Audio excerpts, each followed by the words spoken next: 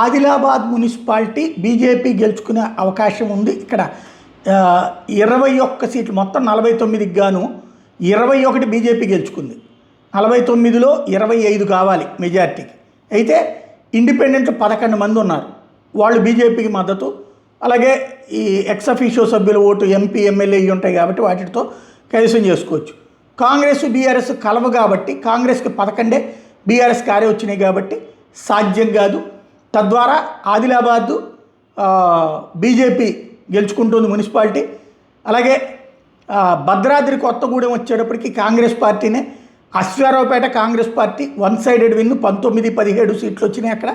మిగతా వాళ్ళు 3-2 రేంజ్లో ఉన్నారు. హన్మకొండ పరకాల బీజేపీనే, ఇదే కాంగ్రెసే గెలుచుకుంది. అక్కడ బీఆర్ఎస్ 6, బీజేపీ 3 వలన. జగిత్యాల వచ్చేటప్పటికి కాంగ్రెస్ పార్టీ జగిత్యాల గెలుచుకుంది, ఇండిపెండెంట్తో కలిపేసి తీసుకుంటుంది. ధర్మపురి వచ్చేటప్పుడు Congress party full clean sweep చేసి పడేసింది, 15కి 15 గెలిచేసుకుంది. రాయికల్ వచ్చేటప్పటికి బీజేపీ 5 సీట్లతో అక్కడ మెజార్టీలో ఉంది.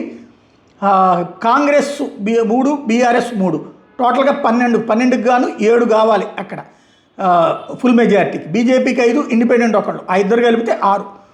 అదే కాంగ్రెస్ బీఆర్ఎస్ కలవ కాబట్టి కుదరదు. కాంగ్రెస్ ప్లస్ ఇతరులైనటువంటి ఒకటి కలిసినా కూడా రాదు. కాబట్టి రాయికల్ బీజేపీ ఫామ్ చేయడానికి అవకాశం ఉంది ఇండిపెండెంట్తో కలిసి. ఇండిపెండెంట్కి ఏ వైస్ ప్రెసిడెంటో చూపించవచ్చు. లేకపోతే కోరుట్లలో 33 సీట్లకి, అంటే అక్కడ 17 కావాలి. 17కి గాను కాంగ్రెస్కి 18 వచ్చేసింది కాబట్టి అది ఫుల్ ప్లేటెడ్ దాంది. మెట్పల్లిలో బీజేపీ గెలుచుకుంది.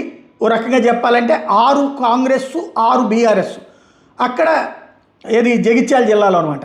10 బీజేపీ ప్లస్ ఇతరులు 4, ఇతరులతో కలిపితే 14 అయిపోతుంది. బీజేపీ అక్కడ ఫామ్ చేస్తుంది మున్సిపాలిటీని.